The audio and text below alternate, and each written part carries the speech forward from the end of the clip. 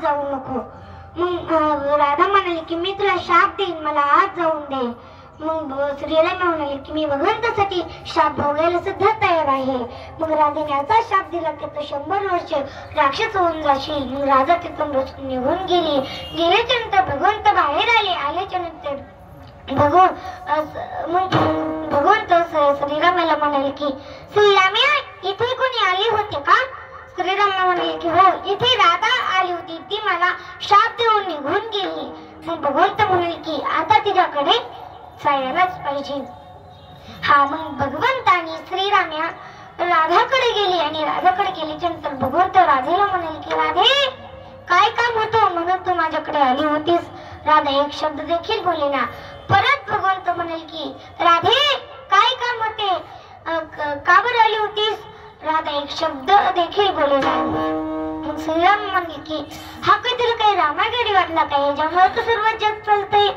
गतीर भरता प्रभु साक्षी निवास शरणं प्रभय प्रलय स्थानम निदानम बीजम अव्ययम. हा, मग श्रीराम म्हणाले की तू जर भगवंत बरोबर बोलली नाहीस ना तर मी तुला शाप देईल की तुला 100 वर्ष भगवंताचे दर्शन होणार नाही. पहा तात्पर्य. मग राधा म्हणाली की भगवंता मला या शापातून मुक्त करा, मला या शापातून मुक्त करा. मग भगवंत म्हणाले की राधे हा माझा शाप नाही, हा माझ्या भक्ताचा शाप आहे. माझा जर शाप असता तर मी तुला लगेच मुक्त केले असते, पण हा माझा शाप नाही, हा माझ्या भक्ताचा शाप आहे. तात्पर्य सांगायचं म्हणजेच की भगवंताने दिलेला शाप, केलेली प्रतिज्ञा, केलेला संकल्प, दिलेला शब्द भगवंताला पूर्णच करावा लागतो. विळाला विळाला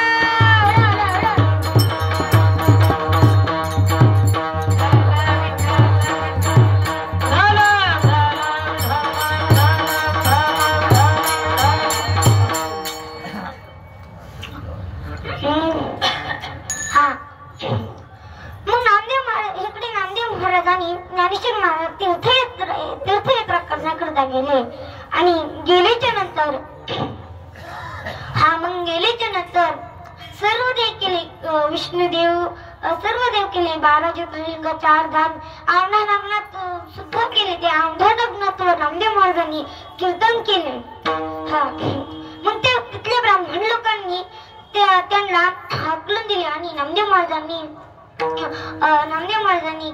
मंदिराच्या मागे कीर्तन केले. आणि कीर्तन केल्याच्या नंतर चक्क भगवंताने ती देऊळ फिरवले.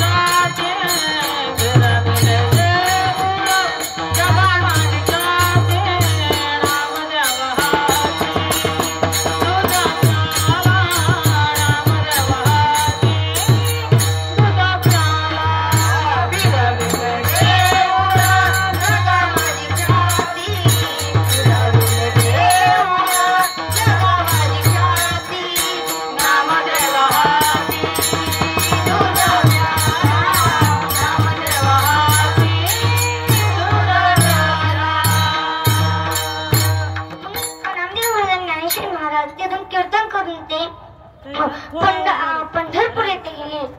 आणि गेल्याच्या नंतर भगवंताला म्हणाले की ज्ञानेश्वर महाराज भगवंताला म्हणाले की आम्हाला समाधी घ्यायची आज्ञा द्या, आम्हाला समाधी घ्यायची आज्ञा द्या. मग भगवंत